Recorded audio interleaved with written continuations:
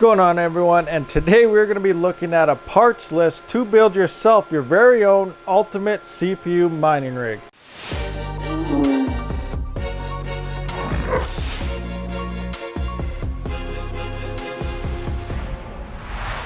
What's going on, everyone? Rabid here. Hopefully you're all having a great day, and today I'm going to be going over my parts list for my own CPU mining rigs. Now, a lot of people have been asking me, what do I need? How can I build these rigs? We've done a lot of build videos, but you guys are wondering what parts specifically do I have to get. So I'm going to show you what all I actually do use. The link for that all will be on my website. I made a blog post for it a few minutes before this video, so the link to that and links to buy everything will be in the description below. First things first, if you're running Intel, you can run Intel all you want, but I myself go with the Ryzen CPUs, 3900X, 3950X, 5900X, and 5950X. Now, I do prefer 3000 series Ryzens over the 5000 series because they are last gen and they hash pretty much the same as the current 5000 series, but you can find them much cheaper because gamers and whatnot always want the latest gear just because it has a higher and newer number. So you can find those 3000 series CPUs much cheaper. I do have these two rigs on NHD15 coolers, and these things are totally overkill for what we are running. If you want to maximize your hash rate and run totally inefficiently, then I would recommend one of these because you will have to overclock your CPU quite a bit there to get what you do want to get out of it. But when it comes to actually mining at a nice efficient setting, myself, I prefer 3.6 gigahertz at 1 volt, and the stock cooler is 100% fine. I don't ever see temperatures over 56 degrees Celsius. Unless you live in a desert or something, then you may run into some issues. On this test bench here, I'm even running a 3950X with the stock 3900X cooler, and it has no issues keeping this CPU cool whatsoever. Now, which CPU should you actually get in the whole Ryzen lineups?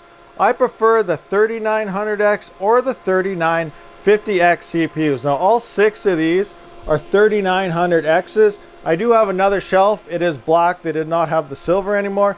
It is made to the exact same layout as this shelf, and I plan on possibly filling this one up with 6 3950X rigs. Now, whether I can find them at a decent price is another question because I always look for nice used deals. Now, you can see here, I am not running any GPU. Everything is running in HiveOS, and for that to run headless, keep in mind you will need at least one GPU, something so you can set up your BIOS for HiveOS. And if you do plan on running in Windows, I would recommend a GPU or at least a cheap little GT710 for all your motherboards. That way you can see what you're actually doing in Windows. You could remote in, but that can be a pain depending what your setup is. But these X470 MSI Gaming Plus Max motherboards are what I totally use 100%. You do not have to change anything in the BIOS to get these things to run headless once you do set it up. I just got a comment on my last video there that someone has an X570 Gaming Plus motherboard and they changed over and they got it to work by changing, you go into your BIOS there and there's a setting that says, what is it, like bypass or skip VGA, whatever it is, and it will allow you to boot. He said he got his working. I do not have any X570 MSI boards to test that for you, but that is something in the comments. But myself, I prefer the X470 Gaming Plus Max.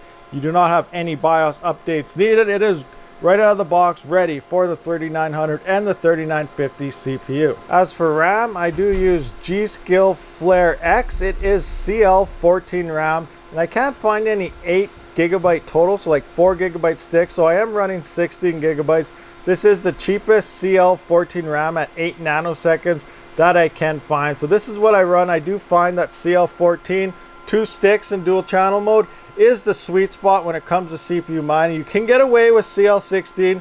In that blog post as well, I go over CL16 and CL14. I have a couple videos of testing hash rates on XMR as well as Raptorium down at the bottom of that blog with all the links to all these parts, so you can check them out if you have not seen them yet. You can see my actual comparison, but CL14 is the sweet spot running dual channel when it comes into CPU mining, at least for these Ryzens. You are going to need a hard drive. Now, cheap M2s will work as well, but I just prefer the nice Kingston here, 120 gigabyte SSDs. GPU Risers also has 64 gigabyte SSDs, which works 100% fine. Code Rabid Mining will grant you 10% off anything at gpurisers.com as well as gpurisers.uk.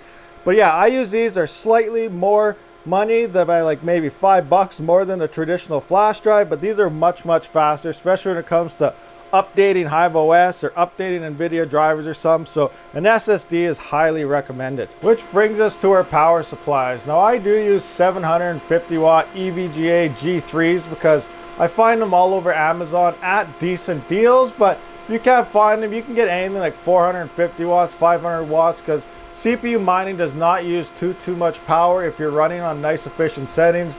Now I have seen these get up to about 280 watts when you do totally overclock them, but when you have them nice undervolted, you run maybe 120, 130 watts max, depending on the algorithm you are doing. So a nice low powered power supply is 100% fine. I am working on a way to use server power supply. I'm getting a bunch of different Pico switches and whatnot in, and once I do get it actually working, that video will come out, because I do plan on, hopefully, if everything goes according to plan here, I will be running 6 CPU mining rigs off a single 1200 watt server power supply, and that will free up, you know, a whole bunch of these PDU slots that are getting taken up by each individual ATX power supply. So I would like to run 6 of these off a single server power supply just to make a lot of room. That'd be less heat also coming out of these, and a whole bunch of better factors, just a lot more cable management, be easier to maintain. All right guys, so that's just a quick video here on my CPU mining parts. Now if any of you guys are curious,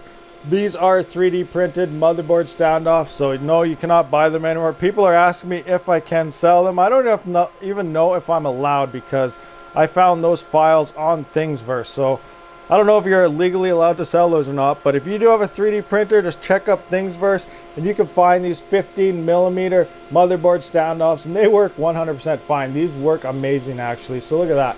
Just get 9 of them in there and it covers everything up.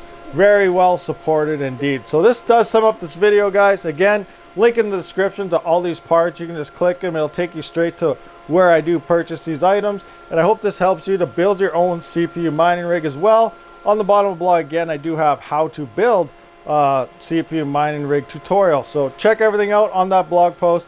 Thanks for watching, guys. Hit that subscribe button. I'll catch you on the next one. Rabid out. Thank you for watching, everyone. If you haven't, please comment, subscribe, and like this video, as well as check out one of these other videos if you have not seen it yet. I do try to stream every Saturday and Sunday, so stay tuned for more future content.